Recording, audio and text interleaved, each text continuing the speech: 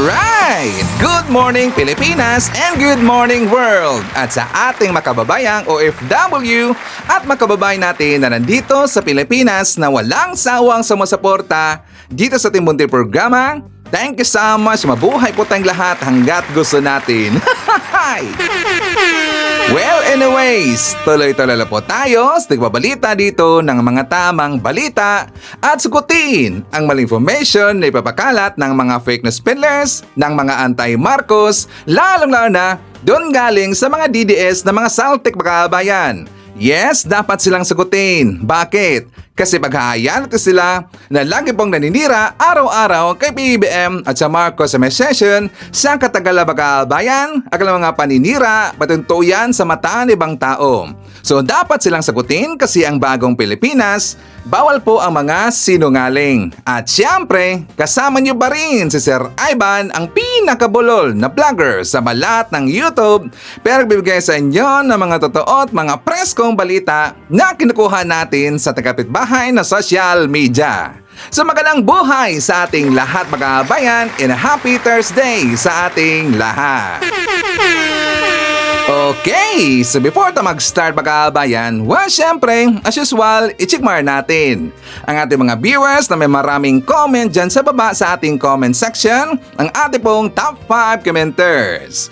At nagtitisang listahan ang nanguna po si Ma'am Shane Sibal. Meron siyang 61 na mga comments. Nandiyan rin po si Lerma Sondita. Meron siyang 16 na mga comments. Sergio Calma. Meron siyang 52 na mga comments. Nandiyan rin po si Sonia Darnaila. Meron siyang 45 na mga comments. And Lynn Gonzalez. Meron siyang 33 lahat ng mga comments. Again, thank you so much po sa ating top 5 commenters. At siyempre, pasalamatan natin ating po mga silent viewer dito sa ating channel. Thank you so much. At syempre, pasalamatan po natin ang lahat ng mga viewers na lagi pong nag-like, laging shares ng ating mga videos, at doon sa ating mga viewers na subscribe sa ating channel. Thank you so much. At siyempre, hindi natin kakalimutan, i-shoutout natin ating mga pinalangga na mga legends, ang mga senior citizen. Hello po, kumusta ang lahat? And also, i-greet natin ang happy birthday, si May Santos. At siyempre, i-greet natin ang happy birthday ang lahat ng mga viewers na nag-birthday ngayong araw. Happy birthday! Okay, so kumusta ang lahat mga kabayan? How are you today? Well, 4 days to go na lang before ang election mga kabayan. So take time na ho tayo ngayon. I-push pa ho natin na ating pong i-endorso ang ating mga politiko mga kabayan saka mga kandidatong nagustuhan. Okay? So talagang full support saka full blast na ho tayo ngayon kasi nga yung kabilang kampo mga kabayan nag-full blast na rin po sa paninira. Oo, grabe ang kanilang paninira mga kabayan. Pati nga yung Pasig River na nanahimik mga kabayan, siniraan na naman po. Ano nangyari sa Ivan? Ito pag-usapan natin to kasi nakakagalit talaga nakakainis mga kabayan ang ginawa po ng mga DDS kasi meron pong nakakita. Alam niyo ba na tinapunan po ng mga basura ang Ilog Pasig mga kabayan? Yung sa Esplanade na yun pong pinaganda po ng Marcos Administration, pinaganda po ni Felisa, ngayon kanila pong tinapunan ng mga basura mga kabayan. At meron pong nakakita na kung saan meron pong mga sasakyan at saka meron pong malit po na sasakyan mga kabayan kasi nga nakita ito ng tendero. Not just one, not just two, pero marami ang nakakita mga kabayan. Meron pong mga sasakyan na nagtapon po ng basura doon sa Esplanade. Ngayon, ang nangyari, gunggong kasi itong mga DDS, siyempre, pipicturean nila yan. At saka ipopost nila yan doon sa kanilang Facebook account. At saka yung caption, nakakasira mga kabayan. Diba? Tingnan nyo gaano kahayop. Tingnan nyo gaano kagunggong itong mga DDS mga kabayan. Basta na maninira sa ating gobyerno. Pero sana mga DDS, huwag nyo na pong isama. Huwag nyo isama po sa paninira yung mga establishmento, yung ginawa po ng ating gobyerno. Kasi ang ginamit po na pira dyan, siyempre pira natin. Tax ho natin yan. Para po pagagandahin ang mga lugar dito sa Pilipinas. Pero anong ginawa nyo? Sinabotahe ninyo. Di ba tarantado talaga mga kabayan? Nakakainis talaga Sarap kurtin, sarap pitikin yung tenga para naman po magising mga kabayan. Ganyan ba ang mga DDS? Mga walang modo talaga Pwede naman kayo tumira dyan sa social media, yung mga bakbakan natin na mga naratibo, kung ayaw ninyo, yung mga binabalita natin, o yung mga kapwa namin po ng mga pro-admin vlogger at saka mga Marcos supporter, pati po yung mga pinklawan, kung ayaw ninyo, yung mga ipinaglalaban namin, well, pwede kayong sumagot. Pero huwag kayong manira na mga establishmento o yung mga tourist spots natin. 'Di ba? Gunggong talaga eh. Yung mga lugar nga doon sa ibang lugar makabayan. Tingnan nyo kung gaano ka full support yung mga residente doon, yung mga tao doon sa ibang lugar. Gin-promote nila yung mga tourist spots. Pero ang nakakagalit kasi dito sa Pilipinas, mismong mga Pilipino ang sumisira makabayan. Para lang meron silang mai-post dyan sa kanilang Facebook account, saka sasabihin nila, ang pangit ng pamumuno ngayon. Ganyan ba ang gusto nyo na gobyerno? Ang pangit, sinira yung mga pinaganda ni Digong noon. Pinaganda ni Digong, alam niyo mga kabayan, yung una na nakita nila na, di ba, nag-inaugurate doon sa Esplanade, saka maganda na talaga tingnan yung Esplanade kasi nga pang-international yung datingan makabayan. Alam niyo ba na yan po ay kinuha, gin-credit doon kay Digong kasi si Digong daw yung unang nagpakanda makabayan. Tingnan nyo, gunggong talaga eh, at saka hindi nila alam. Ang ginawa lang po ni Digong dyan makabayan, hinukay, tinanggal yung mga basura. Pero hindi lahat. At saka FYI, mga DDS para alam nyo, malaki po ang part ng San Miguel sa pangunaw yan ni Ramon Ang, yung pagbabaganda at saka yung paglinis ng Ilog Pasig. Baka hindi nyo alam, sa panahon po ni Digong, tumulong ho si Ramon Ang doon. Tumulong doon yung mga private businessman, marami ho sila, hindi na po si Digong. Diba? Tas gusto nyo i-credit kay Digong lang. Pero gumanda sa panahon ho ni PBM. Gumanda ho yan sa panahon po ni Efelisa. Kasi maganda po maganda kasi dito sa Marcos Admin kay Efelisa makabayan, meron kasang napaka-broad, no? At saka mahilig kasi siya mag-research doon sa ibang lugar. For example, doon sa Paris, sa ibang lugar na kung saan meron maganda po na mga tanawin o mga tourist spots, sa Dubai o saan man yan. Ina-apply kasi yan ni Efelisa dito sa Pilipinas. At isa po yung Esplanade makabayan. Di ba yan po'y design na kita natin sa Italy, dyan po sa ibang lugar. Basta, di ba, napansin niyo ba yung design? Di ba sinabi rin ho yan ni Efelisa na nakuha nila yung design na yan sa Italy at saka yung isa makabayan. Combination kasi yan. Kaya yan na po ang kinalabasan ng programa ng Marcos Admin sa panguna ho yan ni PBM at saka ni Efelisa. Pero plano nilang sisiraan makabayan. Panawagan dyan sa mga tao nandyan po sa Esplanade.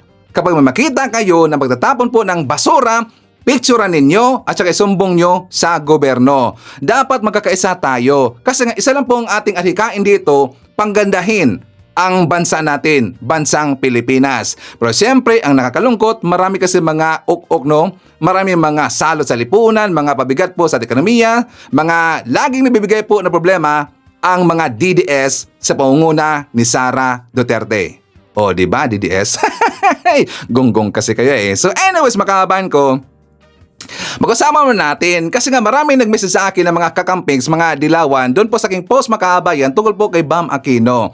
'Di ba ako po yung unang hindi ako yung unang nag-post niyan. Pero ako po yung una sa nakaalam niya makabayan dahil po sa viewer natin na isang INC. Pero hindi ako kaagad nag-post niyan. Gin-confirm ko muna yan sa aking mga kasamaan po ng mga pro-admin vlogger makabayan. So hindi kayo nasahan. Gin-post po pala nila. Diba? So isa po si Sir Ivan sa naka-discover niya makabayan. Kumpirmado talaga na si Bam Aquino, siya po ay nagipag-alay sa padapa laban. Ito po ay through kay Marcoleta. Bakit? Kasi gusto niya makuha po yung suporta. Gusto siya na endorse po ng INC. Or makuha niyang suporta po ng INC makabayan. So totoo talaga yon. Kasi una makabayan, ganito yan. Marami kasing nambasa si Sir Ivan ng mga pinklawan. Marami kasing nagalit sa atin ng mga pinklawan, mga dilawan kasi sabi nila fake news daw tayo. Well, hindi ho yan fake news. Galing talaga yan sa isa po sa ating insider. tatawagin natin po na insider na INC viewer natin. Isa pong INC members. Hindi po magpo-post si Sir Ivan, hindi talaga tayo sure. Yung hindi tayo sure, ipapost natin. Kapag hindi sure si Sir Ivan, meron huyang patanong. Itatanong huyan si Ivan. Sabi ko, pwedeng sasabihin natin na totoo ba na itong si Bam Aquino sabay nakapag-alay doon sa kabila, doon sa INC. So, itatanong yan si Ivan. At kapag sure tayo, wala lang tanong-tanong. Detso yan. Kasi ang according po sa aking viewer, sa ating viewer makaabayan na INC, sabi niya, Sir Ivan, nakita ko kasi dito, ito pong si Bam Aquino, nandito po. At saka sila po ay nagkaroon dito ng closed door meeting kasama itong si Marcoleta. Sabi niya, hindi niya alam kung ano napag-usapan doon sa loob, pero siyempre nakakaduda. Bakit? Si Bam Aquino, siya po ay isang dilawan. Diba? Pinklawan / dilawan. Pero bakit siya nagipagkita doon kay Marcoleta? So nakakaduda makaabayan. Isipin natin dito, hindi kayo lumapit itong si Bam Aquino dito kay Marcoleta para makuha niya yung suporta ng INC. At talaga pong nangyari makaabayan. Kasi nga, nag-post ako noon, siyempre meron akong trust sa aking mga viewers. Meron akong trust sa aking mga viewers. Alam na alam ko na hindi ako tataridurin ng aking mga viewers. May tiwala ako sa lahat ng mga viewers. Aside dun sa mga DDS, siyempre. Magonggong yun eh. Baka kasi patibong ibibigay sa atin eh. Diba? So totoo talaga. Tingnan nyo yung screenshot makahabayan. Ito po ikuha galing po sa ating viewer na INC. Ito po yung sample ballot ibinigay sa kanila. Ito po yung inendorso ng mga INC ng mga INC. Ito po ang inendorso po ng INC. Nandyan po nanguna si Bam Aquino makahabayan. Diba? Nandyan po si Bong Revilla, si Cayetano Pia, si Bato de la Rosa, si Bongo Marcoleta, si Amy Marcos, at ito pong si Camille Villar makahabayan. So nandyan, sila pong grupo na yan inendorso ng INC. So it's up to you. Wala akong sinabi na wag niyong iboto or ganito man yan. Walang sinabi si Ivan. Ipanakita ko lang sa inyo kung ano ang natuklasan ni Sir Ivan. At yan po ay totoo. Pati nga si Daryl Yap makahabayan. Diba post ko yan doon sa ating Facebook account na ito rin si Daryl Yap. Sabi niya, matalino man ang matching na isahan din ni Bam. Kasi nga iniwan po ni Bam Aquino makahabayan, ito pong si Kiko Pangilinan. So napansin nyo ba sa ating Facebook account makahabayan na inendorso namin, tinulungan namin itong si Kiko Pangilinan. Bakit? Kasi nga nakita namin na si Atty. Lini Robredo, tinulungan niya si Atty. Benhur Abalos. Yan po ang totoo makababayan. Makababayan ko na mga kakampings, mga Marcos supporter. Kaya nga inendorso namin si Kiko Pangilinan. In return ho yan. In return siyempre. Kasi nga tinulungan po ni Atty. Lini Robredo, inendorso niya si Benhur Abalos. So para po, siyempre tulungan na po namin yung Pinklawan. Ang una naming naisip, aside po kay Kiko Pangilinan, pati nga si Bam makahabayan. Ito yung nasa listahan supposed to be namin ang tutulungan. Ito, wala pong ibang vlogger na sabi dito, ako lang po. Kasi honest po si Ivan. Ito po nasa listahan na aming endorso kapalit po doon kay Benhur Abalos makahabayan. Ito pong siyempre si Kiko Pangilinan, si Bam Aquino, si Heidi Mendoza, at saka yung isa makahabayan. Yung isa yung hindi si Lux Spirito, yung isa, basta, wag natin pakitin yun, basta, yung pong grupo na yan, ang supposed to be, i-endorso namin. Pero ngayon, syempre, dahil po sa ginawa po ni Bam Aquino makahabayan, so si Kiko Pangilinan na lang po, yung naiwan na tinulungan namin. Pero wala akong sinabi na wag niyong iboto yung kasama po nila ni Kiko Pangilinan. So it's up to you. Kasi nga, hindi ko na po dito, diba, hindi ko sinabi dito na iboto lahat ng nandyan sa alyansa. Kasi nga, siyempre, nandyan po si Amy Marcos, nandyan po si Camille Villar, at saka, meron ako diyang, nandyan sa alyansa ni PBBM na hindi ko gusto makahabayan. Sinabi ko po yan, di ba? Sinabi ko yan, I have my reasons kung bakit ayaw ko sa tao na yon. Kasi nga, nakita natin po ang kanyang history, nakita po natin kung paano niya binalahura noon, ito pong si PBBM, paano niya binastos noon, dito si PBBM. So nakita natin. Kaya nga ayaw ko sa tao na yon. So it's up to you. It's up to you kung sinong iboboto ninyo. Basta huwag niyo pong kalimutan si Abalos makahabayan. Huwag niyo pong kalimutan si Kiko Pangilinan. Kasi the rest po, yung ibang kasamaan po sa Senate slate, nasa top 2 naman kasi, 'di ba? Top 2, nandiyan sa top 3, sila si Tolfo Makahabayan, 'di ba? Sila si Tito Soto. Basta marami pong nandiyan sa slate ni PBBM nakapasok kasi sa Magic 12. So ang medyo nahirapan kasi makabayan, ang medyo nahirapan dalawa naman kasi. 'Di ba? Si Attorney Binhor Abalos medyo nahirapan kasi nga sa top 11 makabayan. Medyo naanuhan sila si Marcoleta, hindi si Marcoleta. Sila po si Amy Marcos nandiyan sa grupo na 'yan, saka marami pang iba. Kaya nga nagkaanuhan sila sa top 11 and top 12. At saka pati po si Kiko Pangilinan makabayan, nakapasok na rin po ngayon sa top 12. Kaya nga tinulungan namin silang dalawa para mapasok pa, para ma-push pa ho natin pataas. For example, makaabot po ng top 7, top 8 or top 9. So dapat natin po siyang i-endorse sa makabayan. Okay? So don't forget Abalos at saka Kiko Pangilinan makabayan. So anyways, 4 tayo. Pag-usapan natin, ito pong si Rose Nono Lynn Makabayan. I am very sure 1,000% kilala niyo po itong si Rose Nono Lynn Makabayan. 'Di ba yung Farmally Queen? 'Di ba? Kilala natin 'yan. At saka ang kanyang husband Makabayan, yung si Alan Lim. At saka noon itong si Alan Lim, at saka itong si Lee Wenxiong. Lee Wenxiong ba 'yon? Lee Wenxiong ba 'yon or Lee Wenxiong ba 'yon? 'Di ba? Siya po'y inimbestigahan noon sa Quadcom. Kasi nga, itong si Rose Nono Lynn Makabayan, di ba siya po ngayon ay tumakbo bilang kongresista dyan sa 5th District sa Quezon City. At saka itong babae nito Makabayan, ako lang yung nahiya sa kanya, no? Totoo lang, ako ang nahiya dito kay Rose Nono Lynn. Kasi kilalang kilala po ang kanyang pangalan. At saka nasangkot sa dito, siya kasi ay isang di ba sa Farmally issue Makabayan, talagang number one talaga eh. Talagang kilala po ang kanyang pangalan na siya po dito yung naging queen, naging siyang bossing doon sa Farmally. At saka alam na po natin kung anong nangyari doon sa Farmally at anong klaseng pasabog na balita, korupsyon na nangyari sa panahon po ni Digong, yung Farmally scandal Makabayan. So ang pinaka-bida doon, ang pinaka-kilalang karakter doon na sangkot talaga, ito pong sila si Michael Yang, ito pong si Rose Nono Lynn, pati po ang kanyang husband na si Alan Lim Makabayan, also known as, ang totoong pangalan, si Lee Wenxiong. Kasi nung una, 'di ba yan po i-deny po ni Rose Nono Lynn during po sa doon sa Quadcom Makabayan. Nalaban natin yan. During po sa Quadcom, yan po i-deny po ni Rose Nono Lynn na kilala niya itong si Alan Lim Makabayan. 'Di ba yan po i-deny niya? So napag-alaman po ng PDEA kung bakit pala na hindi makita-kita itong si Alan Lim na sangkot doon sa Pugo Makabayan kasi iba naman pala ang kanyang pangalan. Ang totoong pangalan is Lee Wenxiong Makabayan. So tatandaan ho natin, taga Quezon City.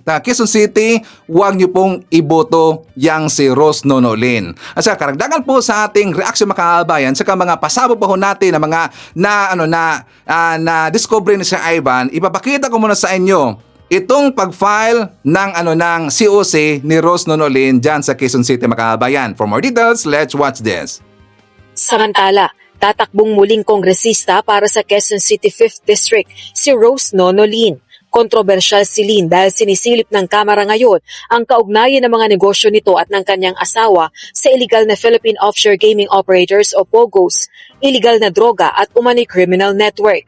Dati rin itong nasangkot sa multi-billion peso Farmally deal na inimbestigahan sa Senado noong 2021.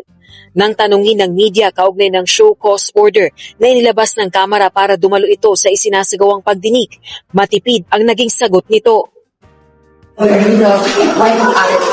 Na sangkot ko doon sa mga illegal POGOs ka. Your comment.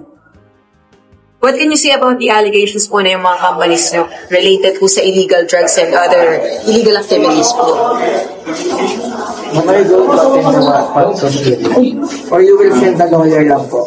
No comment. Tingnan nyo kung gaano kakapal Makabayan. May talagang may guts pa talaga na tumakbo bilang kongresista dyan sa Quezon City. Pero sayang sayang talaga na hindi ito gin-disqualified ng COMELEC. Alam ho ng COMELEC kung ano yung issue ni Rose Nono Lynn. Pero sayang hindi talaga disqualified eh. Marami po mga tao na nanawagan po sa COMELEC tungkol dito kay Rose Nono Lynn Makabayan. Pero sad to say, hindi kasi pinakinggan po ng COMELEC. Kaya nandyan tumakbo bilang kongresista dyan sa Quezon City. Ang kanyang partner, si Michael Yang makabayan. Kilalang kilala ho natin si Michael Yang. Sangkot ho yan sa droga makabayan, sa drug trade. Siya rin po yung kanang kamay ba talaga? Yung economic advisor ni Digong sa panahon po ni Digong makabayan, ito pong si Michael Yang. Si Michael Yang, tinago yan ni Digong. Di ba pinasibat ho yan ni Digong makabayan? Kasi nga napag-alaman po ng ang mga negosyo nito ni Michael Yang, not just Michael Yang, pati po itong si Alan Lim, pati nga itong si Tan makabayan, di ba sangkot sila sa drug trade. At sila po ay protektado ni Digong. Sila po ay bata-bata ni Digong makabayan. So nasaan na ngayon itong si Michael Yang? According po sa last information makabayan, di ba nandun sila sa Dubai, if I'm not mistaken? Kasi itong si Michael Yang nakabili doon ng property sa Dubai. Malaking bahay makabayan, billion ho yan. Billions ho ang kantidad ng bahay na nandun sa Dubai. According ho sa mga balita. Sumibat kasi. Bakit? Kasi siya po ay wanted sa Pilipinas. Kasi itong si Michael Yang, sangkot ito sa mga krimen makabayan. Pati po yung si Alan Lim, yung husband po ni Nono Lin, siyempre pati po ito si Nono Lin, tungkol ito sa Pogo. Alam mo natin yung Pogo makabayan, hindi na kailangan talaga na-explain yung Pogo kasi alam na alam ho natin na sangkot ito sa sangkaterbang mga kalokohan, krimen na mga nangyayari, like for example sa cyber fraud makabayan.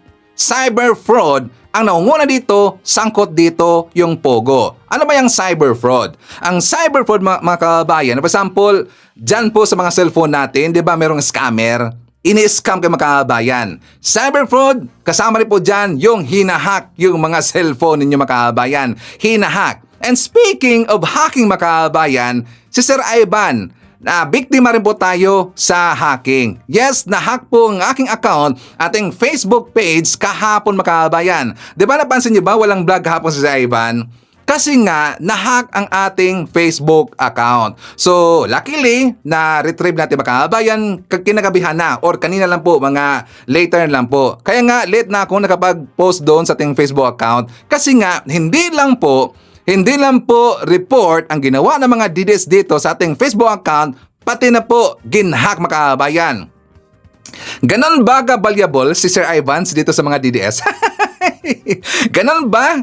Naalarma ba itong mga DDS sa mga ginagawa natin dyan sa ating Facebook account makabayan? Hindi naman yan fake news. Yan po ay katotohanan. Yan po ay merong kasamang mga ebidensya, videos, galing po sa mga balita po sa mainstream media. Di ba? Hindi fake news ang mga ipinipost natin. May kasamang ebidensya. Unlike dyan sa mga DDS na puro talaga po paninira, wala pang basihan makabayan, wala pang konkretong ebidensya. Pero ang Facebook account ni Sir Ivan, tinira ng mga DDS. Hindi lang report, kundi ginhack makabayan. So yan po example sa hacking na ginawa po ng Pogo makabayan or ginagawa ng Pogo. Hindi ibig sabihin na Pogong gumawa sa akin, pero probably baka yun po ay isang Chinese-funded na grupo ang tumira sa Facebook account ni Sir Ivan. So yan po ang mangyayari kapag mamayagpag ang Pogo sa Pilipinas.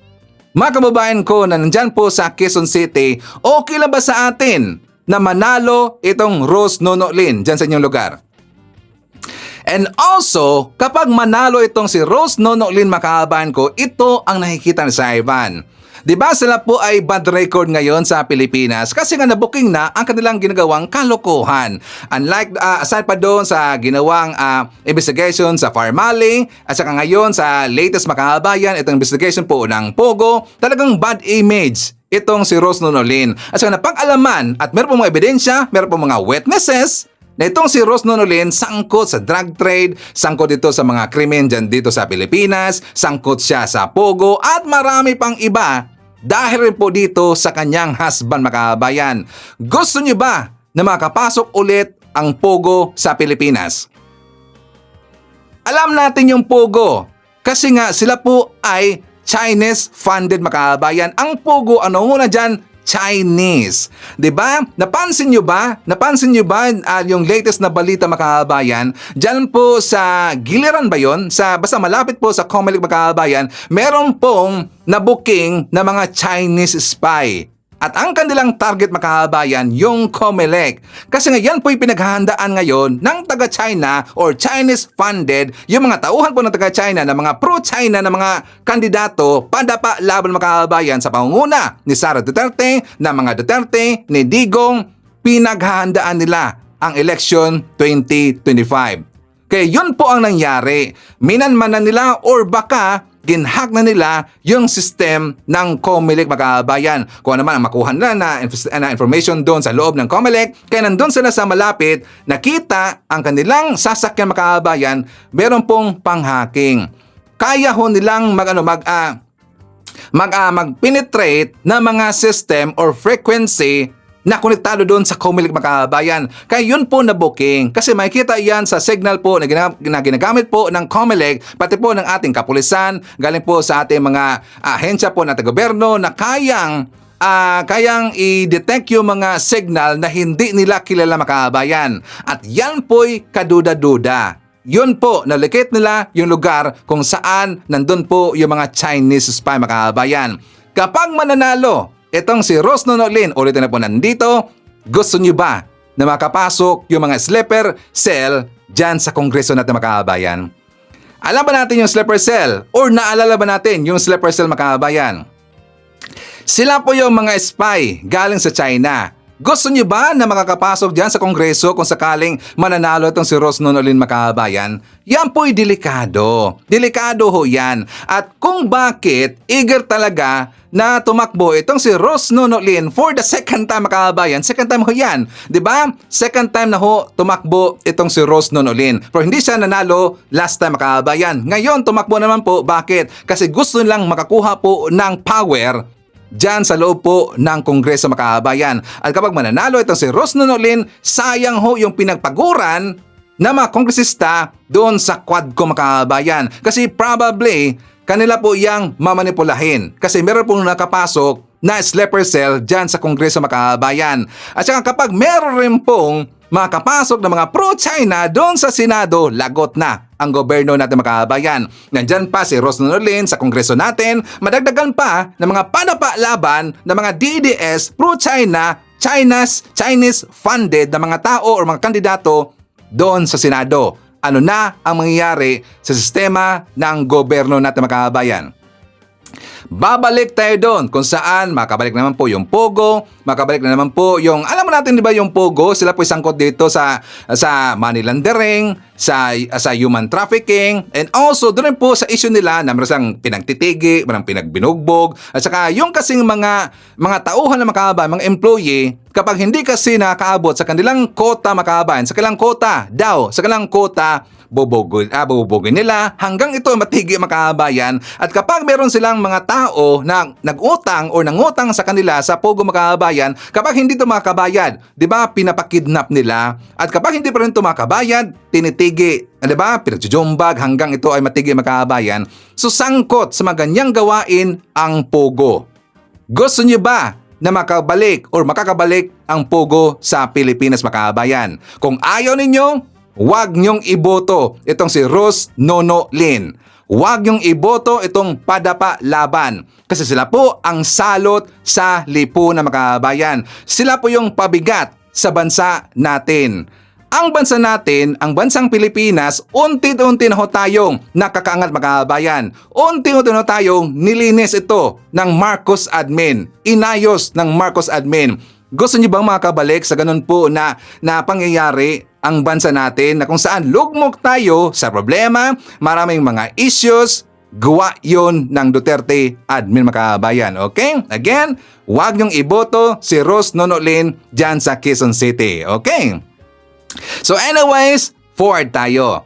Pag-uusapan natin makabayan, itong nangyari sa mga DDS dyan ho sa dahig sa ICC. Kasi nga itong ICC makabayan, medyo uminit na yung ulo dito po sa ginagawa po ng mga DDS. Diba tinitira na lagi dyan po sa dahig, sa Netherlands, na kung saan sa labas po ng ICC makabayan, naiirita na, nagalit na yung mga neighborhoods dyan sa ginawa nila na Duterte Park makabayan. Tingnan nyo, inangkin na nila na Duterte Park makabayan. Bakit hindi nyo na lang tawagin na Jurassic Park? Kasi mga DDS, mga Jurassic yan eh. Mga Jurassic kasi itong mga didis makabayan.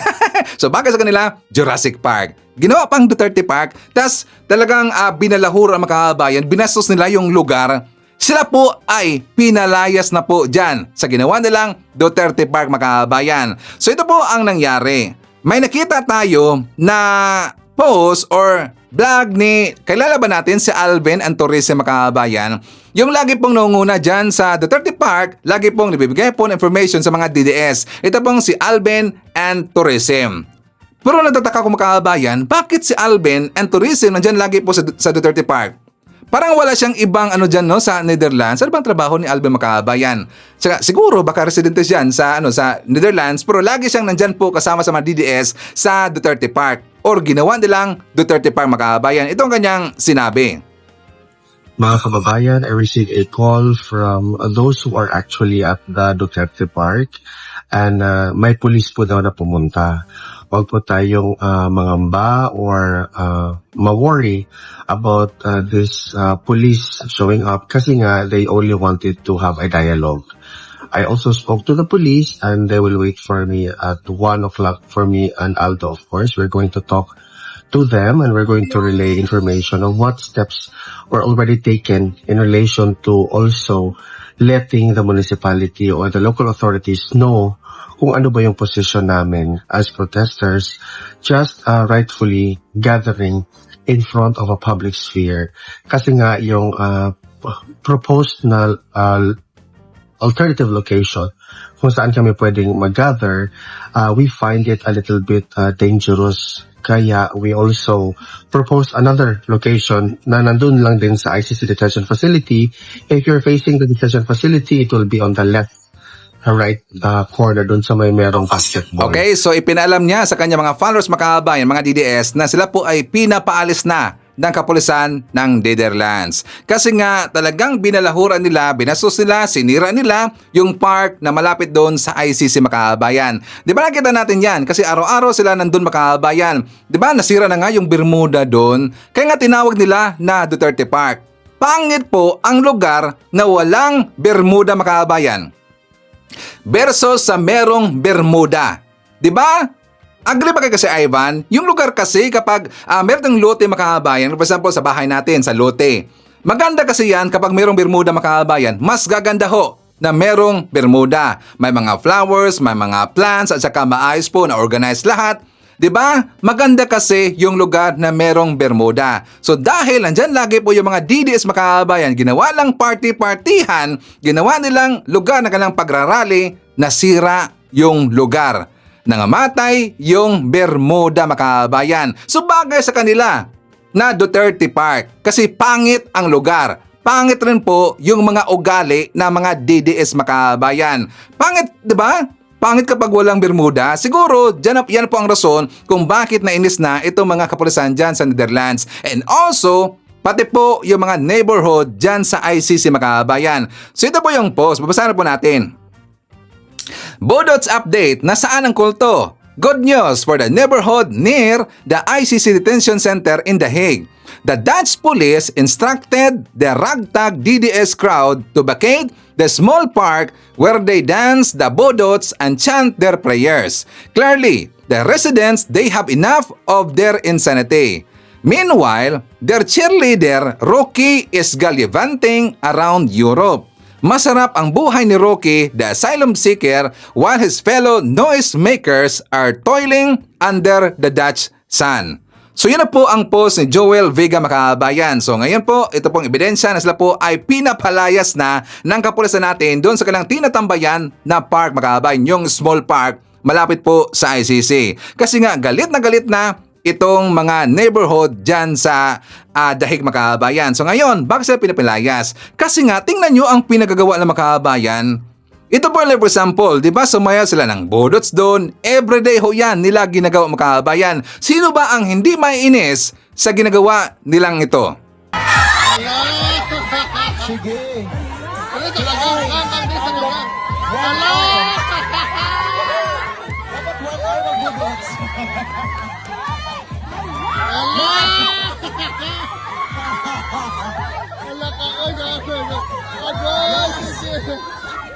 para sa Jessie Bear. Okay. So, kung saan naman, magawa na to, hatulan na to. Sige, Yan, isipin nyo lang ho, may mga kapitbahay dyan, may mga residente ho dyan. Tapos ganyan po ang marinig nila, di ba? Ingay na ingay, may mga music, budots, or ano man yan. Tapos natulog pa yung ibang tao makahabayan. Sino ang hindi maiinis dyan? At isa pa, ito ang nakakagulat. Well, hindi naman nagulat kasi nga talang gawain to ng mga didis makahabayan. Ayan si Ivan. Ano ba nakikita natin dito ang kanilang pagiging kulto makahabayan? Ito ang ating example. Pero tatanggalin natin po yung background makahabayan kasi nga siyempre itong music na to, ito po ay copyrighted. For more details, let's watch this.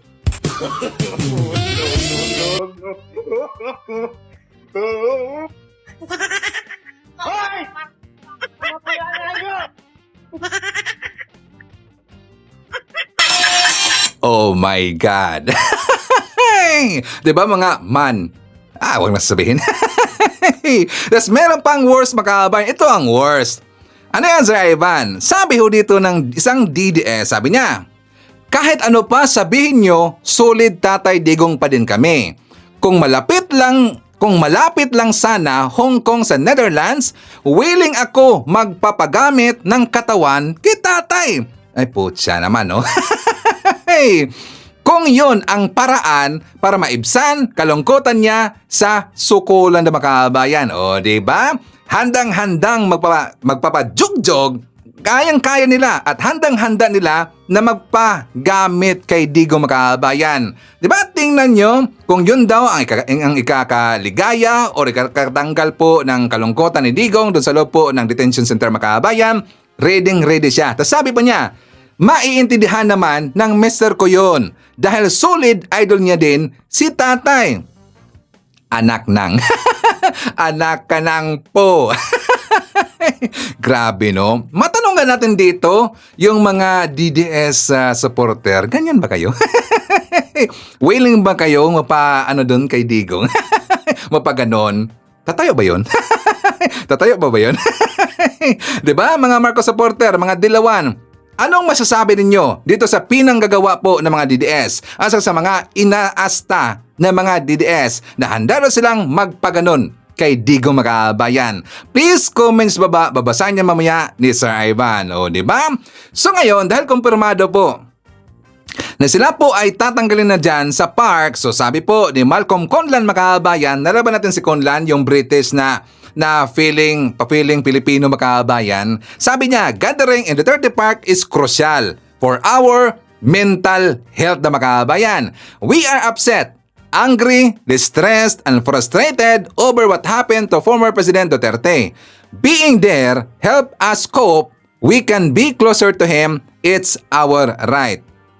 So dito ba sa sinabi, sa post po ni Malcolm Conlan makahabayan, mukhang inaamin niya na dito na meron na silang mental illness.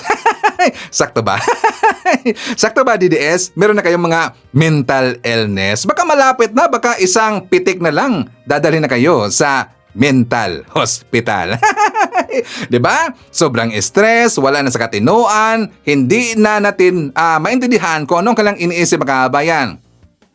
Dahil lang sa nangyari kay Digong, di ba?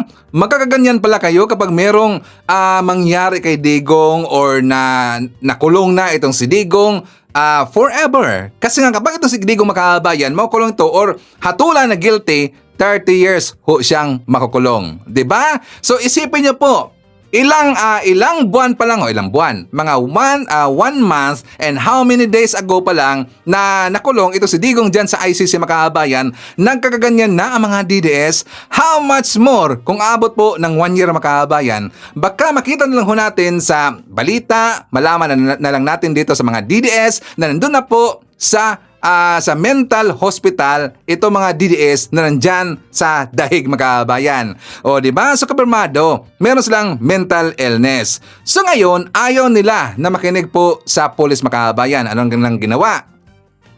So ang sabi dito ni Alvin and Tourism, sabi niya, mga kababayan, ang bagong tagpuan natin ay nasa tapat mismo ng tinatawag naming Duterte Castle, mga kababayan. O tingnan nyo, inangkin na nila yung Castle do, mga kababayan. Una yung park, inangkin nila Duterte Park. Tapos ngayon may nakita silang parang castle or castle, mga kababayan, tinawag na rin po na Duterte Castle. Parang gusto nilang angkinin buong Netherlands, mga kababayan. Baka mangyari yan. Diba? Malapit sa Duterte Park daw. Dito na po tayo magkita-kita mula ngayon. Kita-kits. So yan na po ang post niya latest, mga kababayan. Sabi niya, "This is not just a protest, this is a movement grounded in principle, patriotism, and truth." Yan ang sabi niya, mga kababayan. O diba? Hard-headed talaga eh. Pinapalayas na sila dyan sa dahig, mga kababayan. Ayaw pa rin pong makinig. Sana dadamputin na talaga itong magunggong nito ng kapulisan dyan sa Netherlands, mga kababayan, kasi puro mga violators eh. Hindi sila sumusunod dyan sa rules, ayun ang sumunod po sa batas. So sila po ay against the law. Diyan sa Netherlands, sana sila po ay dadamputin na, ikulong. Sana ikulong, mga kababayan, kasi mga pasawa yan eh. Baka next time, ano lang ka lang gagawin? Baka hubo na po sa, mga kababayan, baka hubo. Magtapok-takbo, tatakbo sila dyan sa street ng Netherlands o dyan po sa malapit po ng ICC kasi nga magkaganon na yung utak. Diba, DDS? So anyways, before na mag-jump po sa next tabi, mga kababayan, saka pala, pasalamatan natin. Thank you so much kay Ma'am Shirley Fernandez na bigay sa atin ng 10 Hong Kong dollars. Thank you so much. At syempre, i-greet natin mga suki, mga early birds. Nandyan po si John Juan, Leoncio Jr. Caga, Moonflower, Emmy Mapalad. Nandyan rin po si Shirley Fernandez, Emel Concepcion, at saka shoutout daw sa Concepcion family. Hi to Rolly Casilang from Manila, Elionaris, sakto ba yan? Elionaris 11. Nandyan po si Adorada Policarpio. Hi to Marcos Hernandez from North Carolina, USA. Juan or Juan Pingi. Nandyan po si Papa Adelio. Josie Buhain from England. Evangeline Casero. Maria Medaseplon. I-shoutout natin si Joselito Tanyungon.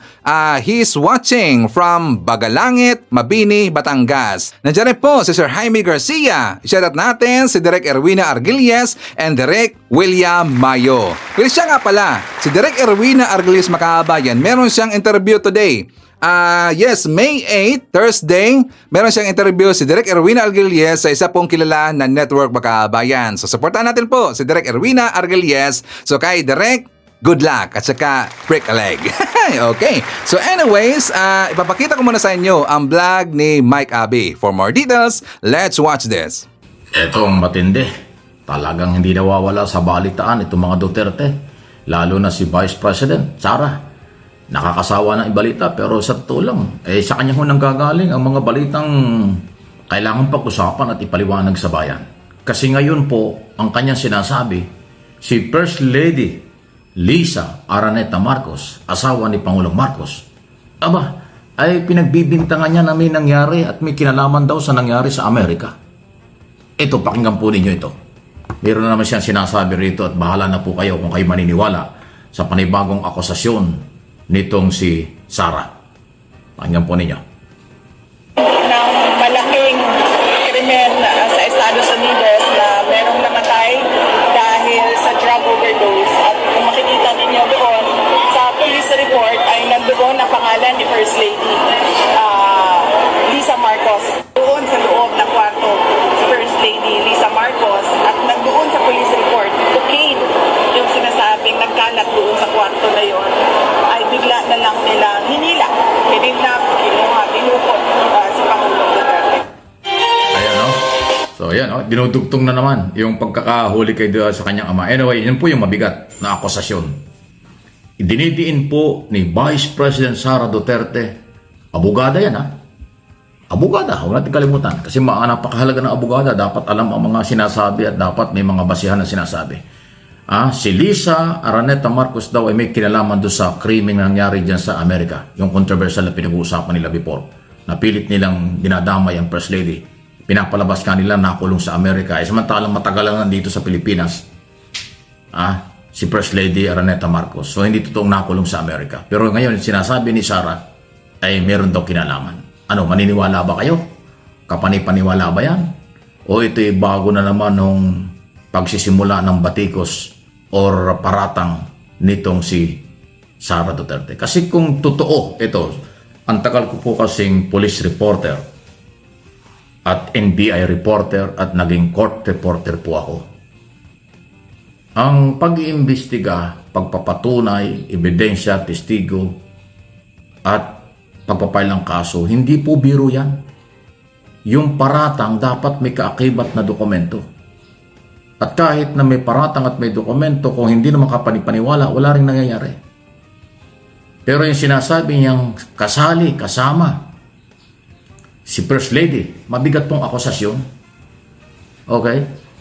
Common sense. Kung si First Lady ay kasama dyan sa nangyaring yan, na di umano na walang buhay dun sa Amerika sa kaya hotel, dapat yan ay inimbestigahan or dapat yan ay ikinulong. Kasi sa Amerika, ganun. Wala namang personalidad dun. Kahit na sino, pag mayroong ebidensya sila, kahit suspect pa lang, kinukulong dun. Di ba? Wala ho kahit malaking tao dun. Ano man ang maaring paglabag sa batas, kaagad-agad ay kanilang kinukulong at pinapanagot. Kahit under investigation pa lang kulong na sa Amerika ang lumalabag sa batas. O bakit si First Lady, kung sinasabi yung may kinalaman, bakit nakauwi rito? Bakit nandito sa Pilipinas? Ayun po yun. So again, simula na ito. Ang lalabas dito yung matinding paratang ni Sara Duterte, Vice President, abogada. Laban din sa abogada. Kasi si First Lady, Lisa Araneta Marcos, abogada. So mahilig si Sara na kalabanin yung mga abogada katulad ni Claire Castro, abogada yan, na nagsasalita in behalf of the President. Diba? Ngayon, abogada rin, First Lady ang kinakalaban niya. So, iniisa-isa na ni Sara Duterte, President Marcos, First Lady, at Attorney Castro bilang Communication Undersecretary ng Office of the President. Ayan na po yung nangyayari ngayon. So, ano ito sa tingin po ninyo? May mga basihan ba ito? O parte lang ho talaga ng kanilang malawakang galaw ng kawalan ng respeto, paggalang sa First Family at sa Marcos administration? Kaya tayo, kayo, na mamamayang Pilipino, tayo ang gobyerno, alam mo na at alam na ninyo dapat kung ano ang dapat gawin. Lalo na dito sa paparating na eleksyon. Kailangan pa bang suportahan ang mga taga-suporta ng mga grupong posibleng naninira lang o posibleng hindi makamove on under administration ni Pangulong Marcos? Patuloy pa rin po. Vice President ng bansa, siya na po yung nangunguna ngayon na bumabatikos sa First Family. Mula nang makulong si Duterte, ang kanyang ama, si Sara na ang nag-take over bilang oposisyon ng kanyang or ng kanilang grupo na oposisyon sa gobyerno sa isyu ng kung ano-anong mga bagay-bagay. Pero hindi sila ang legitimate opposition dahil ang legitimate opposition, political opposition under COMELEC ay ang Liberal Party pa rin. Pero hindi naman ho sila ganon. Pero itong grupo ng mga Duterte, iba na ho talaga. So, kayo na po ang bahala. Pinaparating ko lang po sa inyo, nagsimula na si Sara na batikusin at pagbintangan, paratangan ang unang ginang Marcos. So, lalong lumala ang sitwasyon. Siyempre, hindi yan papayagan at hindi naman yan ibabaliwala ni Pangulong Marcos.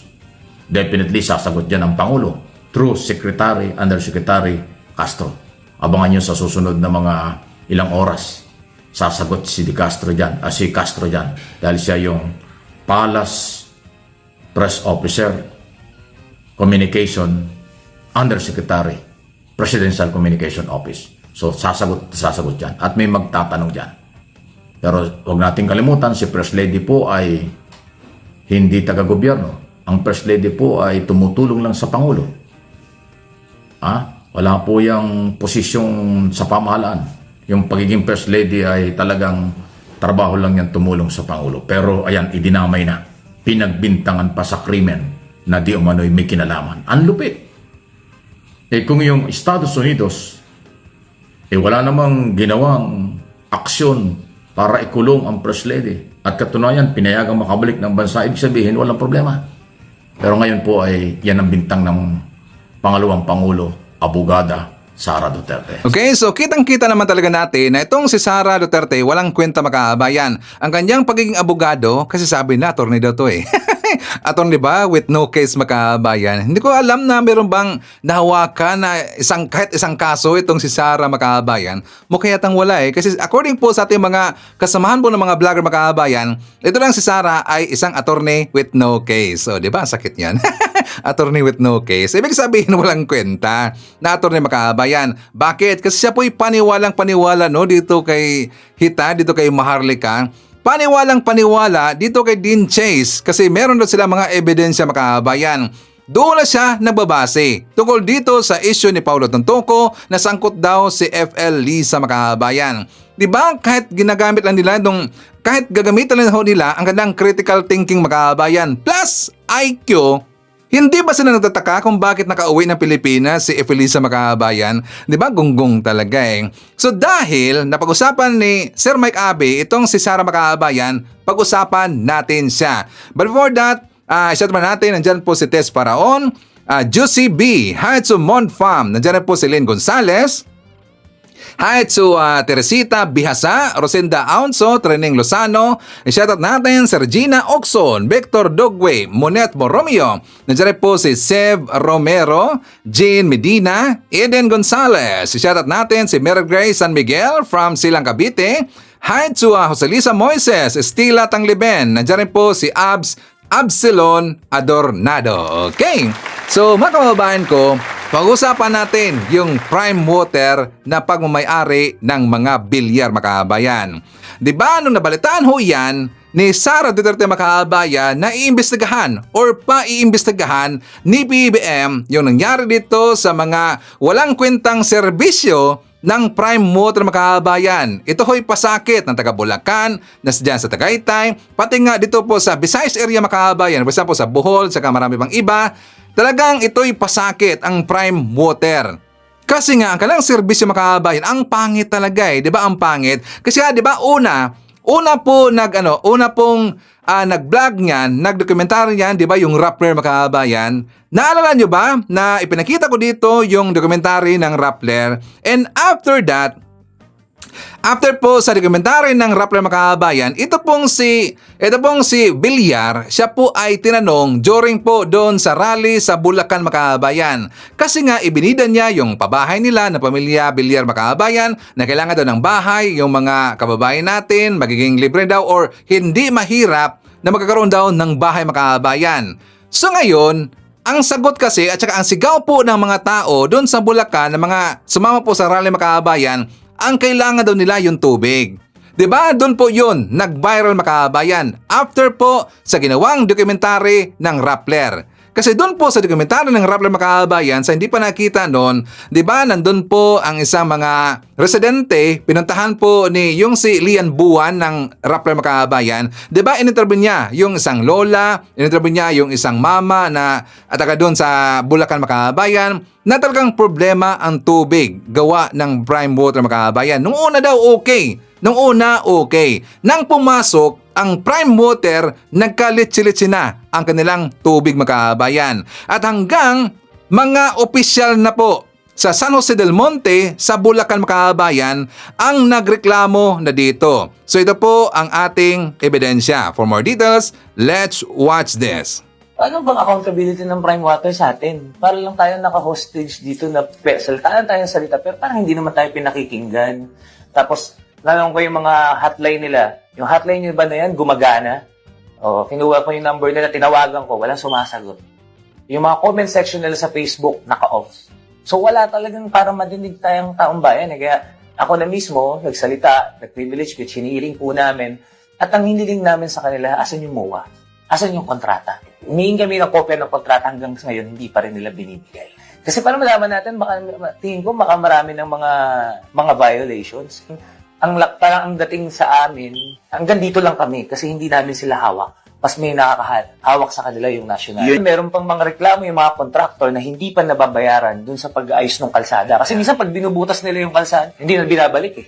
So madami talagang problema. And I'm appealing to the national government. Kasi this is not only issue in Bulacan.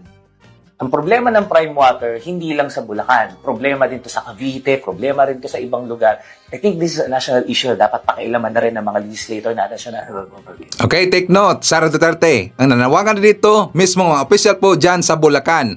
Nanawagan sila na sana daw imbestigan ito ng national government. So ipapakita ko na po sa inyo mga kababayan ng konti ng bahagya itong ginawang dokumentary ng Rappler. For more details, let's watch this. Senator Camille Villar! Ano ba ang pangarap ng pamilyang Pilipino? Siyempre, ang magkasariling bahay at lupa para mapalaki natin ng mabuti ang ating mga anak. At siyempre, magkaroon ng sapat na hanap buhay. Yan ang campaign speech ni Las Piñas Representative Camille Villar nung pumunta ang alyansa slate ni Marcos sa San Jose del Monte City sa Bulacan noong Pebrero. Hindi niya nabanggit ang pinaka-basic need ng tao at ang pinaka-iniinda ng mga hinihingan niya ng boto, ang tubig. Isa yung tubig po. Sobrang mahal talaga ang singil nila sa tubig. Prime water sa tubig kasi palaging wala tubig. Pero mahal ang singil. Ang Prime Water ay pagmamayari ng kapatid ni Camille na si Manuel Paulo Villar, isa sa mga kumpanyang bahagi ng business empire ng ama nilang si Manny Villar, ang pinakamayamang tao sa Pilipinas ngayon. 2018 nang magkaroon ng joint venture ang Prime Water at San Jose del Monte City Water District at simula daw noon ay naging pahirapan na ang tubig sa kanilang buhay. 88 years old na si Lydia Hilario o Nanay Ike, pero alas 3 ng madaling araw kailangan na niyang gumising para mag-imbak ng tubig. Dahil nitong mga nakaraang taon lagi silang nawawalan sa buong maghapon. Minsan tumatagal daw ng 2 araw na walang tumutulo sa gripo. Minsan nantok ako. Minsan bunggo na ulo ko dyan sa kap dahil siyempre pero sinisikap ko yan. Ito yung kusina nila, Nanay Ike. Buong umaga daw silang walang tubig, kaya hihintay nilang magkaroon ng tubig ulit. Kaya natambakan na sila ng huhugasin, parang yan. Dito, papakita ko sa inyo yung maximum na tubig na lalabas sa gripo nila. Ayan, so meron na silang tubig ngayon, pero para sa atin mahina yan, pero para sa kanila yan na yung maximum na ilalakas ng tubig nila. Si Even Kalahate, 76 years old, engineer at dating chairman of the board ng Water District ng San Jose del Monte. Nagtataka kung bakit sila nakipag-joint venture sa Prime Water, gayong okay naman daw ang serbisyo noon. Nung mag-take over sila ng 2018, ayun, nagsimula ng parang unti-unti nang may mga rationing. Mismanagement talagang, mismanagement, lack of manpower. Yun ang nakikita ko, lack of manpower. Yung mga taong kinuha nila, hinire nila, although nagdagdag nga, yung sinasabi nila, nag-hire sila, pero walang kalaman, hindi na-educate. Pati ang Commission on Audit mismo na bahala sa joint venture. Paano naman daw kasi bago pumasok ang Prime Water? Napakataas ng kita ng water district nila. Pero simula 2018, pababa na ng pababa at nag-negative 5 million pa noong 2020.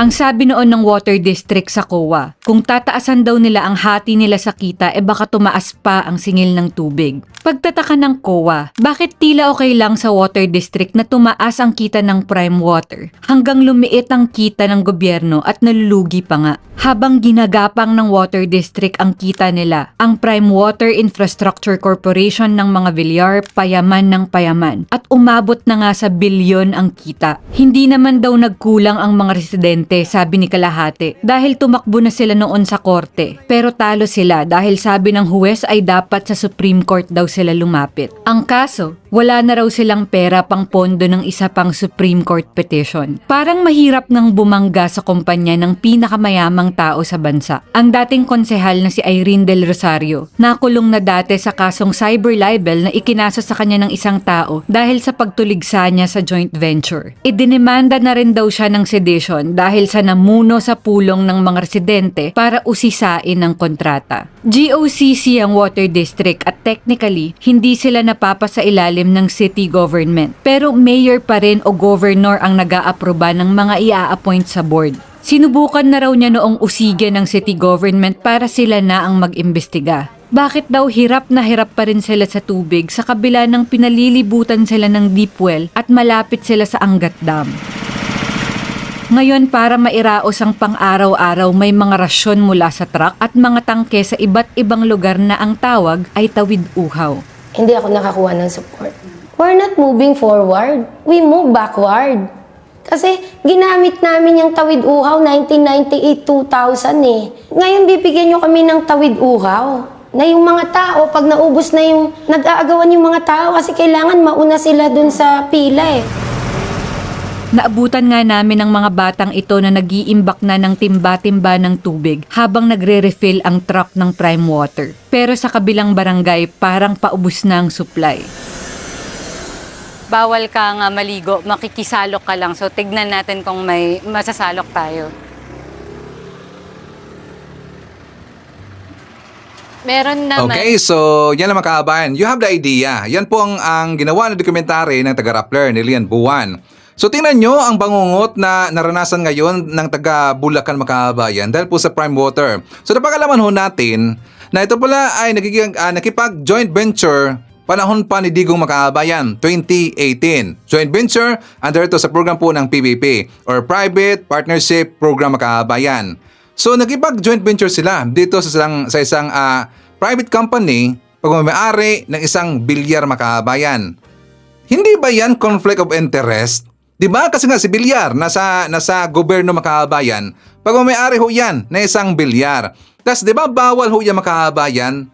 Sa tingin ko bawal yung mga kabayan na magkipag-partner tayo dito sa negosyo na kung saan nakaupo ang isang pamilya nga pala, isang relatives o pamilya na nakaupo ngayon sa gobyerno. Tama ba si Sir Ivan? Kaya ngayon po ay sinisilip ngayon ni Senator Risa Hontiveros mga kabayan. Yes, ang mangunguna dito sa mag-conduct ng hearing dyan sa Senado, itong si Senator Risa Hontiveros mga kabayan. So yari dito, itong si Sara Duterte. Kilala natin si Risa Makabayan, di ba? Walang preno-preno yan. Walang sinisino yan. Kapag ikaw ay tiwali, pipitikin ka sa tinga Makabayan. So ngayon, tatanungin natin itong mga DDS. Tatanungin natin itong si Sara Duterte, pamumulitika ba yan? Kasi nga di ba nakapag-design ho dito yung palasyo, si BBM siya po nanawagan na dapat mag-conduct na ng hearing ASAP dito sa Prime Water issue mga kabayan. So nang dahil yan po ay narinig ni Sara Duterte mga kabayan, ito ang kanyang sagot. Sinimulan na ngayong araw ang investigasyon ng Local Water Utilities Administration sa Prime Water. Kasunod dito ng utos ni Pangulong Bongbong Marcos dahil sa kaliwat ka ng reklamo ng mga consumer sa water company ng pamilya Villar. Bumuelta ang palasyo sa pahayag ni VP Sara Duterte na namumulitika lang ang administrasyon. Inendoso kasi ng vice si senatorial candidate Camille Villar na kasama rin sa alyansa ng Pangulo. Ayon sa Malacanang, maraming apektado kaya tama lang ang investigasyon sa Prime Water. Ma'am, first po on VP Sara Duterte's comment regarding the Prime Water probe. Sabi niya po ay it's political and ginagawa lang daw po ito ng administrasyon dahil sa politika and dahil daw po rin sa kanyang endorsement kay senatorial candidate Villar. Ano po ang comment natin dito? We cannot expect anything nice or any nice word from the Vice President in favor of the President and of the present administration. She will always use that excuse or defense of pamumulitika without really answering or responding directly to the issues. Unang-una po, since 2023, nung pumutok na po ang patungkol sa confidential funds at na ito ay nagasto sa loob lamang ng 11 days, yan din po ang kanyang nasabi. Napakaagang pamumulitika. Ngayon po, may issue pa rin po tungkol sa 12.3 billion nakuha findings patungkol po sa DepEd unsettled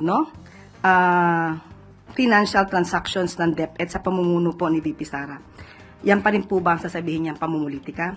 Ngayon, patungkol po dito sa pagpapaimbestiga ng Prime Waters, tandaan po natin, marami na po na mga kababayan natin, ang customers po ng Prime Water, na siyang umiiyak. Hindi po ito bago. Kaya po nakakapagtaka kung bakit hindi ito nasolusyonan sa nakaraang administrasyon. Well, anyway, namayagpag naman po ang Prime Waters noong taong 2018 sa panahon po ni dating Pangulong Duterte.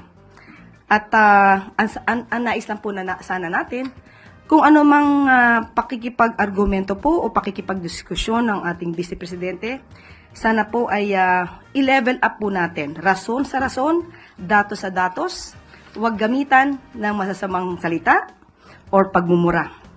Tandaan natin, ang Prime Water, ano man naging transaksyon nito, dahil umiiyak ang karamihan, dapat po talagang maimbestigahan. So wala pong pamumulitika ito. Hindi po lahat ng ginagawa ng administrasyon para sa taong bayan ay pulos or pamumulitika.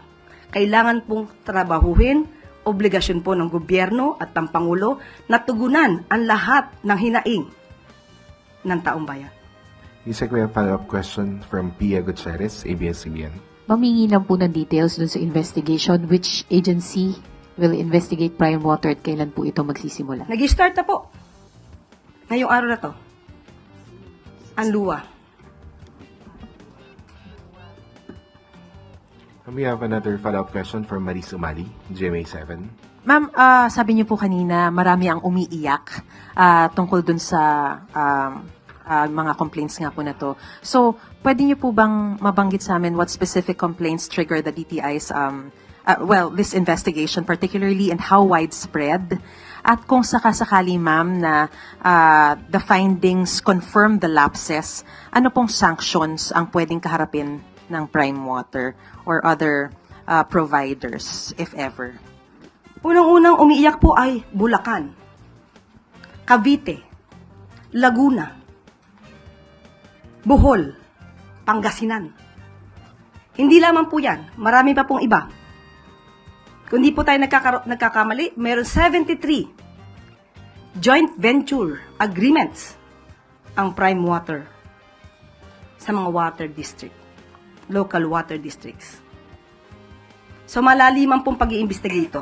Okay, so hindi rin po malayo na tatawagan rin po ni Sara Duterte na pamumulitika, politically motivated or paninira lang sa kanilang pamilya ang gagawing investigation dito sa Bullard, Makabayan, dyan sa NAIA. Diba? Inimbestigahan ho yan ngayon. Tsaka alam rin po natin, nalaman natin na yung Bullard na yan po ay proyekto sa panahon pa ni R. Tugade. Panahon ni Digong Makabayan. Baka kapag yan po itatanong ng mga reporter doon kay Sara Duterte, sasabihin na naman po niya na pamumulitika, Makabayan. O diba? Gonggong yun eh. Wala kasi siyang ibang sasabihin, Makabayan. Diba napansin niyo ba? Puro lang pamumulitika. So ngayon, ipapakita ko sa inyo ating ebidensya na ang mangunguna dito sa gagawing investigation dyan sa Senado tungkol sa Prime Water, Makabayan na si Senator Risa Hontiveros. Ito ang ating balita. Thank you po, Senator, for being with us today. Senator, unahin po muna natin itong issue na ito. Ito pong Senate investigation na gusto niyo pong mangyari. Dahil nga dito sa mga problema at irregularidad dun po sa joint venture agreement na mayroon po ang Prime Water, maging yung ilang private companies. Ano pong nag-udyok sa inyo para magkaroon ng ganitong pagdinig? Matagal na po at marami-rami na po ang nag-udyok. Actually, ilang taon na kahit bago ng pandemic, na namumuo ito. Kaya final ko na yung Senate Resolution number 1352 para nga maimbestigahan yung di umanong mga disadvantageous provisions, at yun ayon sa Commission on Audit, sa ilang mga joint venture agreements sa ilalim ng public-private partnership nitong mga water concessionaires. Prime Water, Manila Water na siningil ko na rin noong 2019 at saka Metro Pacific Water. Ano bang mga reklamo itong umabot na sa opisina ko at na subaybayan din po namin sa inyo sa media at pati sa social media, yung kulang ang supply sa tubig. Kapag may tubig, mababang kalidad, marumi, mabaho, bukod sa kulang. At sa kabila nitong lahat, tumataas pa ang bill na sinisingil. So may mga nagrereklamo halimbawa sa Bulacan na umaabot sa 1,000 sa isang buwan ang bill nila sa kabila ng masamang serbisyo. Ang public-private partnerships po, may PPP center na nagre-regulate niyan. Sa ilalim po nitong mga PPP na buo yung joint venture agreements, wala pang guidelines para tugunan itong mga issue ng ating mga kababayan na di umano customer o dapat sinuserbisyohan nitong mga joint venture agreements sa tubig. Kahit sa paraan ng renegotiation, wala pang guideline. So, kailangan ding reformahin yung ating PPP system. Nabanggit ko kanina na maraming taon nang namumuo yung mga problemang ito at sa maraming area, DJ Chacha. Pumapasok po itong mga balita at reklamo mula sa Central Luzon, halimbawa Bulacan, pati Tarlac, hanggang sa Southern Tagalog, Tagaytay, at iba pang area. Umaabot pa nga sa ilang parte ng Bisaya. So ito po'y matagal ng problema sa marami ng area sa ating bansa ng dumadaming mga customer nitong mga water concessionaires. At napansin na rin po ng Commission on Audit sa ilang mga ulat nila na yung di umanungang mga disadvantageous JVA. So panahon na po para imbestigahan ng Senado upang sa pamamagitan ng aming mga findings at lalong-lalo na sa pamamagitan ng aming mga rekomendasyon mailagay sa ayos yung serbisyong tubig sa ating mga kababayan, ng mga customer nitong mga water concessionaires. At wag po nating kalimutan, kailangan din pong singilin yung mga oversight bodies na dapat nagbabantay sa ngalan ng gobyerno, alang-alang sa ating mga kababayan tungkol dito sa water service. So nandyan po yung Local Water Utilities Administration at iba pa. Pero paano ba natin masisiguro na after this hearing, meron po talagang mangyayari at hindi tayo matatapos sa pagdinig lang? Lagi namin sinasabi sa Senado, ang anumang inquiry ay in aid of legislation. So, ngayon pa lang, kitang-kita ko na kung paano yung aming findings at recommendations ay dapat i-improve yung guidelines ng PPP Center para kapag may private-public partnership sa ilalim niya, halimbawa sa forma ng joint venture agreement na hindi nagde-deliver sa terms and conditions sa contract, ay pwede itong i-renegotiate para honest brokers at the table, yung parehong partners, hindi lang yung gobyerno, pati yung private partner or yung concessionaire. Gayun din, dun sa mga findings at recommendations ng COA reports, makakakuha pa tayo ng mga dapat ayusin sa mga JVA na ito para hindi disadvantageous, hindi lang sa gobyerno, pero hindi disadvantageous sa ating mga kababayan na mga customer nitong mga private concessionaires. Pati pala DJ Chacha sa Bicol, particular sa Camarines Norte, nanggagaling yung ganitong mga reklamo at sumbong na sana ay maisaayos ng aming investigasyon. And of course, yung LUWA, sorry Sir Ted, at yung mga oversight bodies ay dapat pagpahusayin yung kanilang oversight talaga sa ngalan ng ating mga kababayan. Doon din po sa amin sa Tacloban. Ganun din po ang reklamo. Sa Tacloban, ma'am. So, Ma'am, ganito po, ano? At Dumaguete, pati Tacloban. Yes, ma'am. Ma'am, ganito, naka-break kayo ngayon. Ito pong inyong resolution. Ano ho ang sabi ng leadership?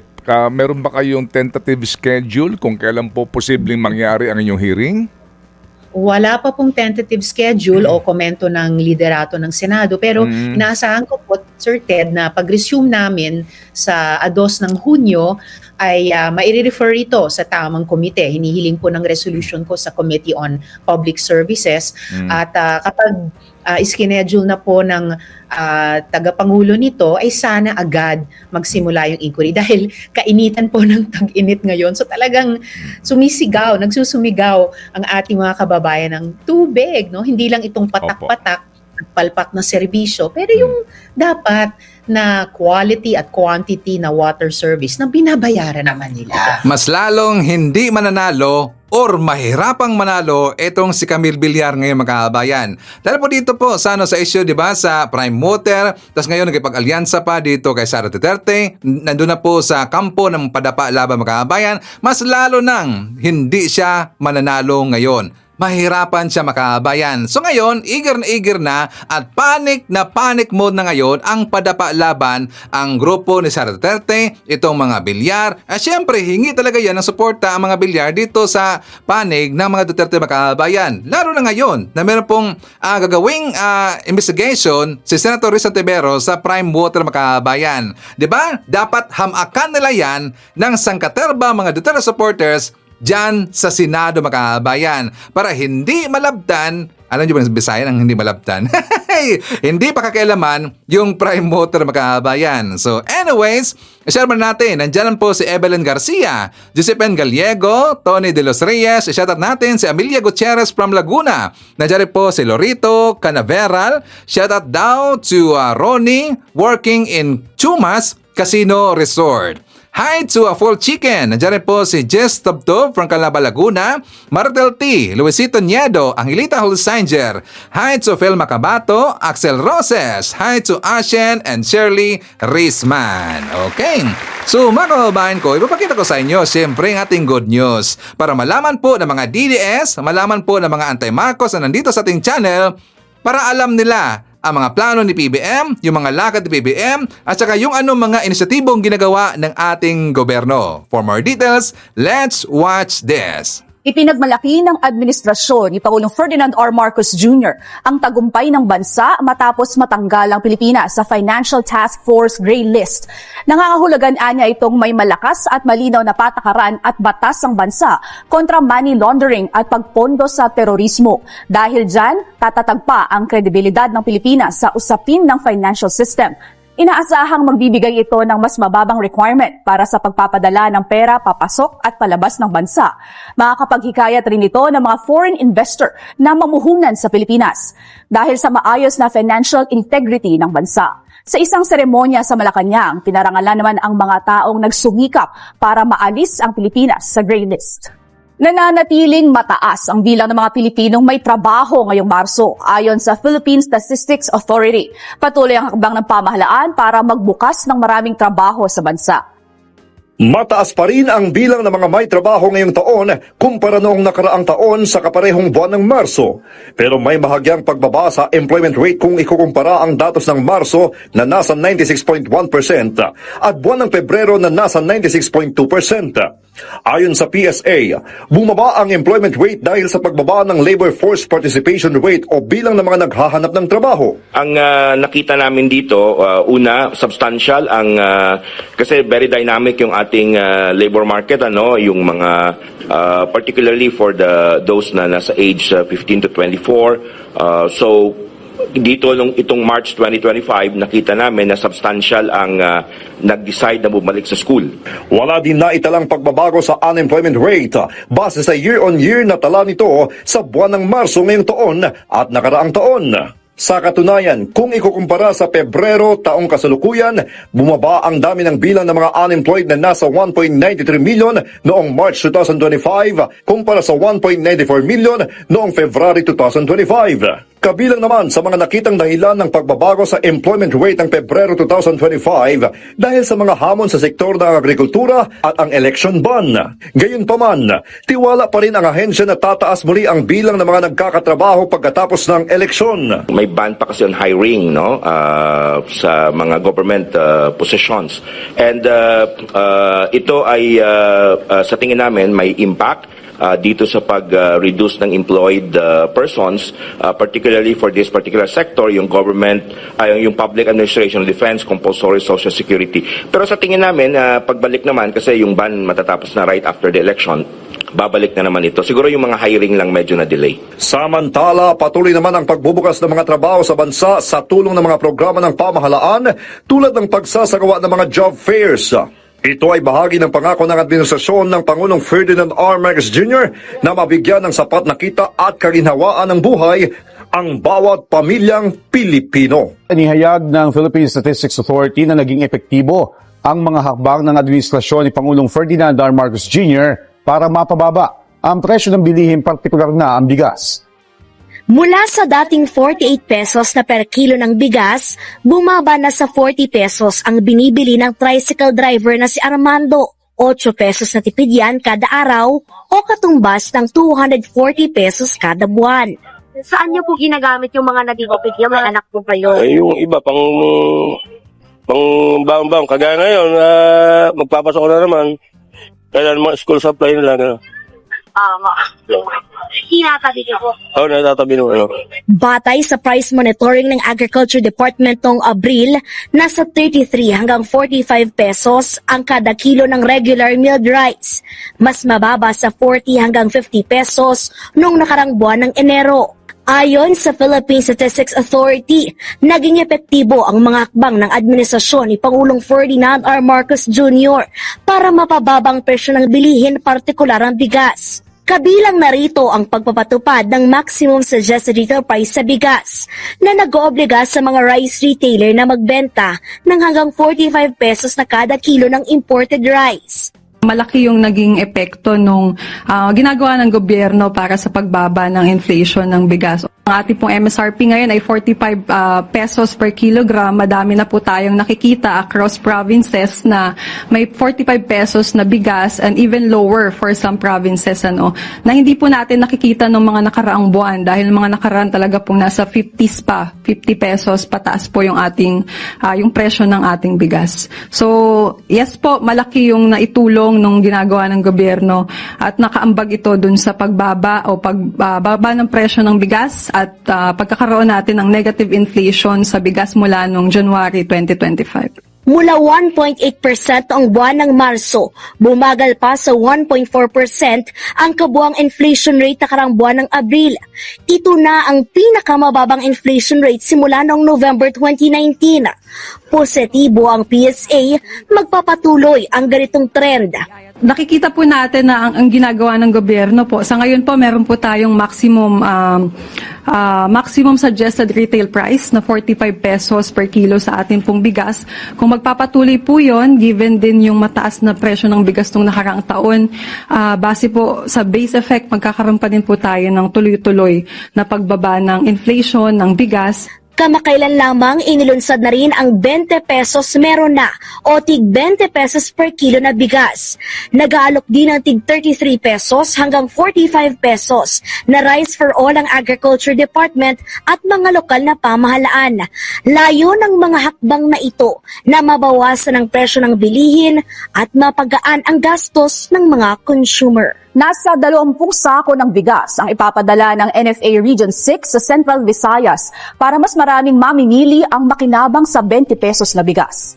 Isa-isa nang ikinakarga ng mga tauhan ng National Food Authority o NFA ang nasa 20,000 sako ng bigas dito sa warehouse nila sa Iloilo City. Ipadadala kasi yan ng NFA Region 6 sa Central Visayas para matiyak na may mabibiling 20 pesos kada kilo ng bigas ang ating mga kababayan doon.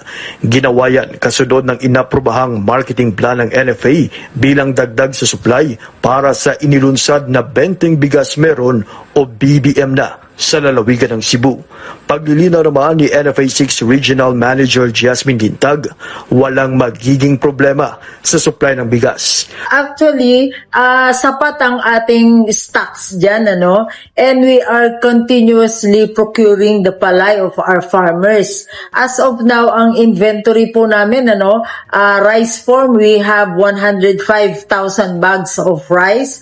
Good quality rice po yan. Pagmamalaki pa ng NFA Region 6, 1.5 million bags ng palay ang nasa 21 bodega nila sa rehiyon. Magpapadala pa ng 180,000 na sako ng bigas ang NFA Region 6 sa Central Visayas.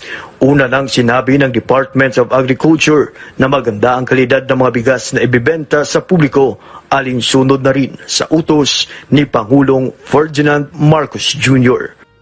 Naalala ko pong noong December 2022, kasama po namin ang Pangulong Ferdinand R. Marcos Jr. nang inilunsad na itong Palayan City Township. Kasama rin natin noon si Secretary at siyempre si Mayor Cuevas. Doon natin ibinoon ang time capsule bilang tanda ng bagong simula, isang pangakong bibigyan buhay at pangarap ng bawat Pilipino na magkaroon ng sariling bahay. Ang ganda kasi si Presidente may vision talaga na itong mga legacy projects na pambahay. Ako po'y labis natutuwa sa pagbisita ni Speaker Romualdez para makita niyo mismo ang ating nagawa dito sa Palayan City sa ilalim ng pambansang pabahay para sa Filipino program ng ating mahal na Pangulong Ferdinand R. Marcos Jr. Kung matatandaan niyo po, kasama rin natin po sina Pangulong Bongbong Marcos Jr. at Speaker Martin Romualdez nung nag-groundbreaking tayo December 2022. Ngayon po ay buong pagpapakumbabang na ipakita ng DSUD kasama ng ating Palayan City LGU. Kung ano na ang ating nagawa dito.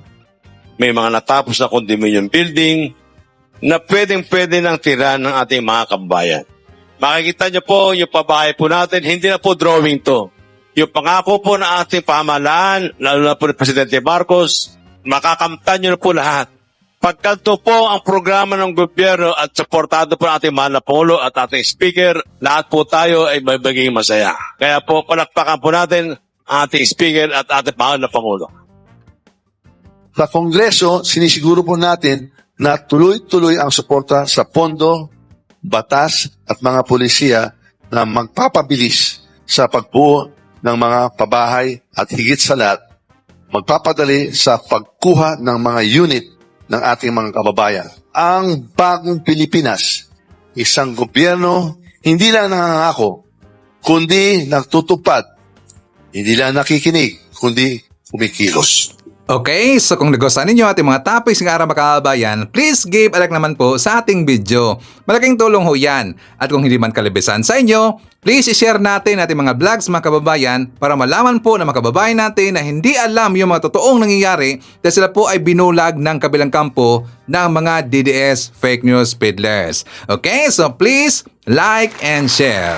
Kasama rin po natin, nandyan si Mones Dr. Liro, Trinidad Lozano, Amalia Urma, nandiyan rin po si Carlo Coscolowela, Tigwasan P. Raifem, Hi to Show TV, Eloisa Villanueva, Ima Valdez, nandiyan rin po si Sams Narbasa Abilia, i-shoutout natin si Chris Nila Dumabog, Bert Bakod Cabalsa, Ibrahim Yanith, Jeco Jerry Cabreros, nandiyan rin po si Derhan Mabaylan, i-shoutout natin si Merna Borromeo, Nida Ishihama, Tomas Rodriguez, Gemma Sampilo Camarines, Mens Nikaya Nolpes, Hi to Melz Libiran, Iday. Nandiyan rin po si Hana Dale, Elmer Pinaranda, Gorgunya Angala. I-shoutout natin si Teresita Tulu, ang kanyang asawa na si Rosemary, ang kanyang mga anak na si Cheche na nandyan sa Dubai, Kim Lauder in Qatar, and Fahrenheit na nandyan sa Makati, at syempre ang kanyang mga apo, Elijah and Shen McLaren Lu.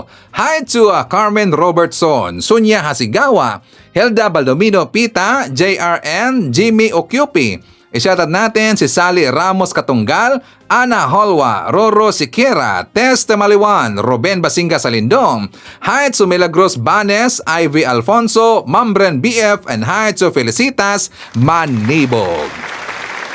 Okay, so mga kababayan ko, yan ating manakalap na mga balita ngayong araw. Kung nakaabot ka po sa portion na to, sana nakapag-like na ho tayo. Libre po ang mag-share, libre din ang mag-subscribe. Again, maraming salamat sa mga viewers na hindi nag-skip ng ating mga commercials. Thank you so much. At before natin tatapusin ang ating programa ngayong araw, sana sabayan nyo sa Sir Ivan para sa ating live messaging prayer. Salamat po, Lord, dahil natanggap ko ang unang biyaya ngayong araw.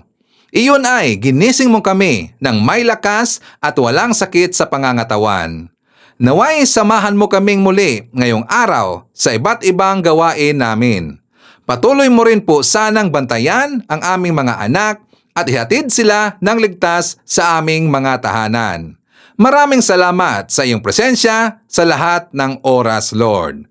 Inidalangin ko ito sa pangalan natin Panginoon Jesucristo. Amen. So maraming salamat mga kababayan, and I hope to see you again on my next video.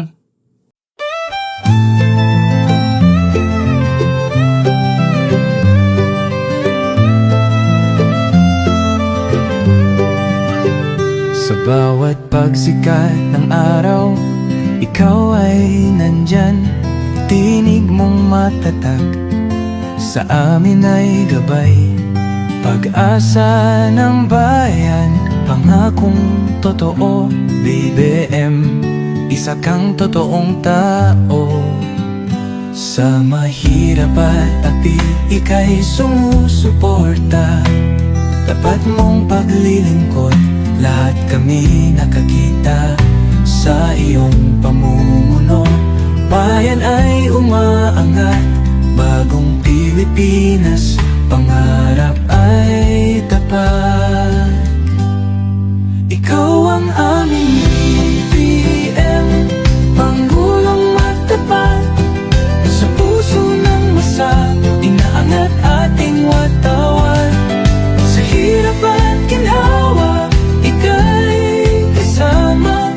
Pilipinas ay babangon, dahil ikaw ang pag-asa. Mula Luzon, Visayas hanggang Mindanao, boses mo'y umaabot. Dala ay pag-ahon, magtulungan, magkaisa. Sabi mo sa lahat, para sa bayan, ikaw ang aming alamat. Ang pangarap mong bansa, taas noo masagana. Manggagawa't magsasaka, binigyang halaga. Serbisyong totoo, hindi pagpapanggap. Ang puso ng bayan, ikaw ang hinahanap. Ikaw ang aming BBM, Pangulong matapat. Sa puso ng masa, inaangat ating watawat. Sa hirap at ginhawa, ika'y kasama.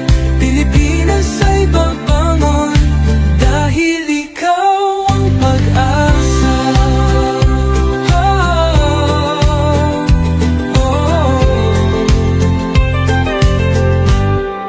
Ikaw ang aming BBM, Pangulong matapat. Sa puso ng masa, inaangat ating watawat. Sa hirap at ginhawa, ika'y kasama. Pilipinas ay babangon, dahil ikaw ang pag-asa. Kaya't kasama mo kami sa iyong adhikain. Bagong Pilipinas, sabay nating kamtin. Tapat at matulungin, ikaw ang patunay. BBM, sa puso ng bayan.